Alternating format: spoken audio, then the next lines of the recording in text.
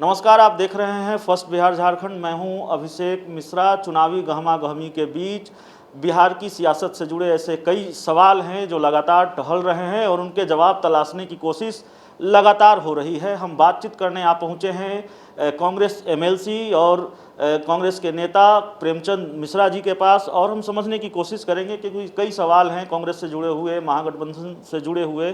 Sir, सबसे पहले तो फर्स्ट बिहार झारखंड में स्वागत है आपका। सवाल कई हैं और मुश्किल भी यही है कि शुरुआत कहाँ से हो। मांझी जी से शुरुआत कर लेते हैं। चले गए, कोई नुकसान देख रहे हैं, अफसोस है उनके चले जाने का? मांझी जी के रहने से कोई फायदा नहीं था, तो जाने से क्या नुकसान होगा। वो एक ऐसे नेता हैं जो बार बार अपना स्टैंड बदलते रहे। तो किसी भी नेता के लिए उसकी विश्वसनीयता बहुत आवश्यक है।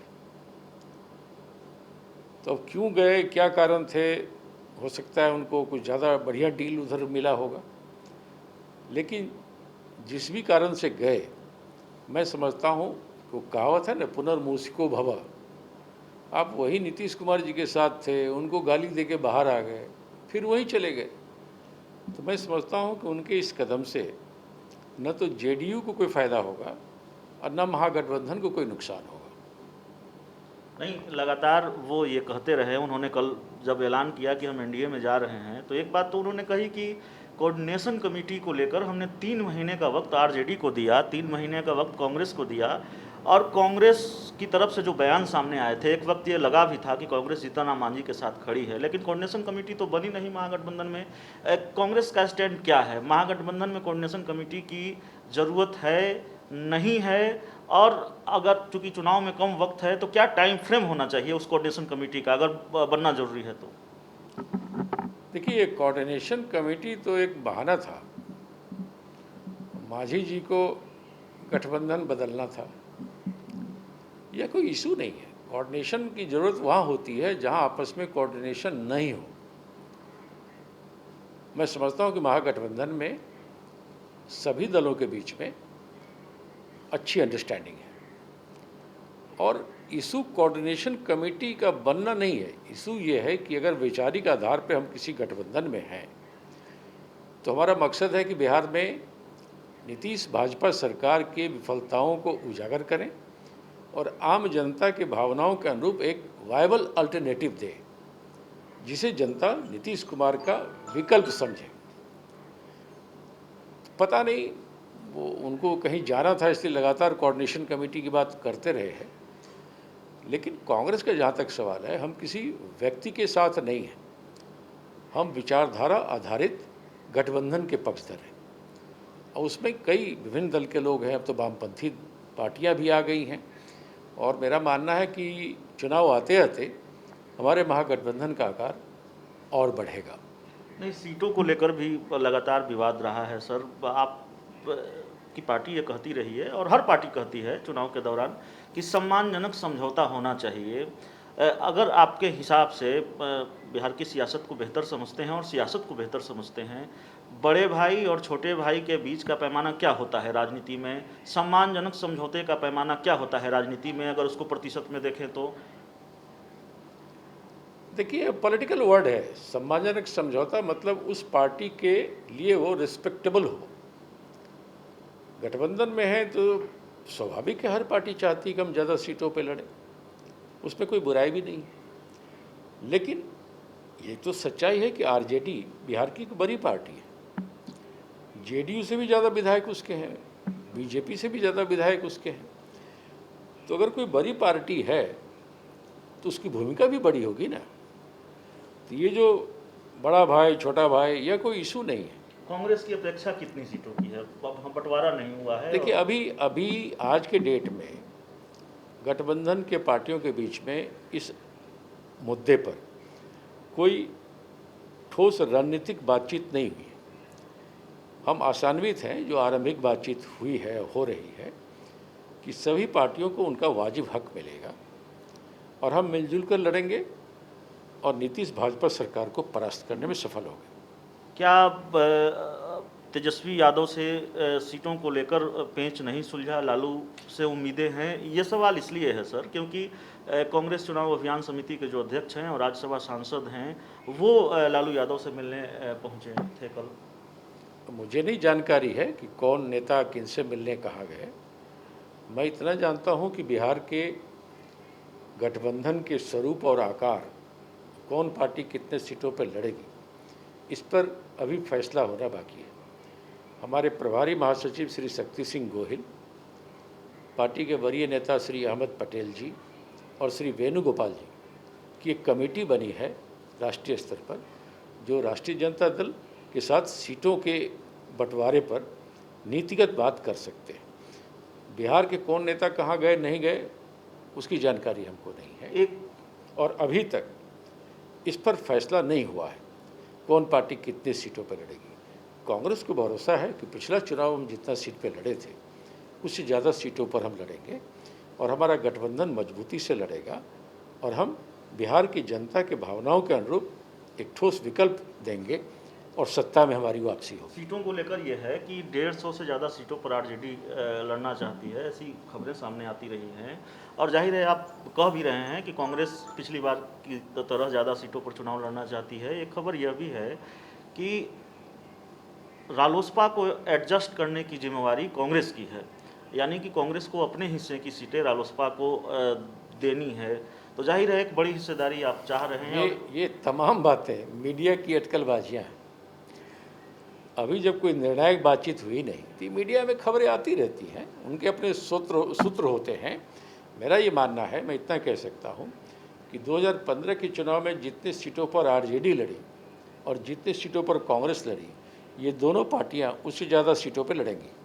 एक खबर यह भी है सर, खबर नहीं है, एक कन्फ्यूजन की स्थिति रही है महागठबंधन में सीएम पद की उम्मीदवारी को लेकर और महागठबंधन सीएम पद का उम्मीदवार घोषित करके चुनाव में जाएगा या फिर चुनाव के परिणाम आने के बाद अपना सीएम का चेहरा घोषित करेगा। अगर उस तरह की स्थिति बनती है तो ये बड़े कन्फ्यूजन की स्थिति इसलिए रही है क्योंकि आरजेडी इससे समझौता करने को तैयार नहीं है। आरजेडी ये कहती रही है कि तेजस्वी ही सीएम बनेंगे, तेजस्वी ही सीएम पद का चेहरा होंगे। उपेंद्र कुशवाहा का बयान सामने आया है, इंटरव्यू थोड़ा पुराना है लेकिन बयान ये है कि अभी यह तय नहीं हुआ है कि तेजस्वी या हर पार्टी में सीएम कैंडिडेट हैं, हर पार्टी में योग्य लोग मौजूद हैं जो सीएम पद का चेहरा हो सकते हैं और महागठबंधन इस पर चीज़ों को तय करेगा। एक बात उन्होंने और कही है, उन्होंने ये कहा है कि अभी यह भी तय नहीं हुआ है कि हम चेहरे के साथ जाएंगे या चुनाव के बाद चेहरा तय करेंगे। कांग्रेस इसको कैसे देखती है या कांग्रेस का स्टैंड क्या है इसको लेकर? महागठबंधन की तरफ से सीएम का प्रत्याशी कौन होगा, चेहरा कौन होगा, इस पर भी फैसला होना अभी बाकी है। आरजेडी ने अपने नेता का नाम आगे बढ़ाया है, ये उनका हक है। हर पार्टी अपने नेताओं को आगे बढ़ाती है। कांग्रेस पार्टी का मानना है कि उचित समय पर इस संबंध में हम फैसला ले लेंगे। अगर आवश्यकता हुई तो सीएम फेस को आगे करके चुनाव में जाएंगे और नहीं तो हम सामूहिक नेतृत्व में चुनाव लड़ेंगे। हमारा मकसद है कि हम मतों के विभाजन को रोकें और जिस तरह से नीतीश और भाजपा की सरकार ने बिहार के मतदाताओं को छलने का काम किया है, चाहे कोरोना हो, बाढ़ हो, लॉ एंड ऑर्डर की स्थिति हो, स्वास्थ्य शिक्षा का मामला हो, महिलाओं पर बढ़ रहे अत्याचार की बात हो, इन तमाम प्रश्नों पर जनता परिवर्तन चाहती है। तो लक्ष्य व्यापक है। लक्ष्य है कि सत्ता से इन लोगों को बाहर करो और एक अच्छी और बेहतर सरकार बनाओ। उसमें कौन सीएम का फेस होगा, कौन पार्टी कितने सीटों पर लड़ेगी, इसका कोई महत्व नहीं रखता है। लेकिन ये सच है, कोई भी जब गठबंधन होता है तो जो बड़ी पार्टी होती है उसके ही नेता को तो सीएम बनाया जाता है। इसमें इतनी चर्चा और इसमें विमर्श की आवश्यकता क्या है? लेकिन कांग्रेस पार्टी और हमारा पार्टी का आला कमान इस संबंध में उचित समय पर निर्णय लेगा। अभी इस संबंध में कांग्रेस पार्टी का निर्णय नहीं हुआ है। आप आखिरी सवाल है हमारा, आपकी पार्टी की तरफ से एक बयान सामने आया था, कांग्रेस के पूर्व अध्यक्ष रहे हैं अनिल शर्मा, और जाहिर है चूँकि उन्होंने कांग्रेस का नेतृत्व किया है बिहार में इसलिए उस बयान के मायने होते हैं। ये कहा उन्होंने कि अगर सीटों के बंटवारे में हमेशा देरी आरजेडी की रणनीति होती है, आरजेडी अपनी सीटों पर तैयारी कर रही होती है जबकि सहयोगियों के बीच सीटों को क्लियर करने में देरी इसलिए करती है और उससे सहयोगियों को नुकसान उठाना पड़ता है। उसकी तैयारी तो मजबूत होती है, लेकिन सहयोगी की तैयारी व्यापक नहीं हो पाती। मैंने नहीं देखा उनका बयान कहाँ क्या आया और किस प्रकार से आया है। वो पार्टी के प्रमुख नेता हैं और पार्टी फोरम पे अपनी राय वो रखते ही रहते हैं। 80 सीटों की बात हमारे यहाँ वैचारिक अभिव्यक्ति की स्वतंत्रता है, लेकिन जब एक बार निर्णय हो जाता है तो सभी कांग्रेसजन उस निर्णय के साथ खड़े होते हैं। तो अभी इस संबंध में जब फैसला ही नहीं हुआ, जैसा मैंने आपको आरंभ में बताया कि गठबंधन का स्वरूप आकार क्या होगा, कौन पार्टी कितनी सीटों पर लड़ेगी, तो स्वाभाविक है कांग्रेस का भी तय नहीं हुआ कि कांग्रेस कितनी सीटों पर लड़ेगी। ये ऊपर लेवल का चीज़ है। हाईकमान ऐसे मामलों में, जितने भी नीतिगत मामले हैं, वो कांग्रेस आलाकमान तय करता है, हमारे प्रभारी श्री शक्ति सिंह गोहिल तय करेंगे। और इसलिए अभी तक जो मेरी जानकारी है इस संबंध में पार्टी ने कोई निर्णय नहीं लिया है। बातचीत चल रही है और बातचीत बहुत ही संतोषप्रद ढंग से चल रही है और हम सब ये मान के चलते हैं कांग्रेस की भूमिका बढ़ेगी। हम महागठबंधन में एक मजबूत दल के रूप में उभरेंगे और हमारी सरकार बनेगी।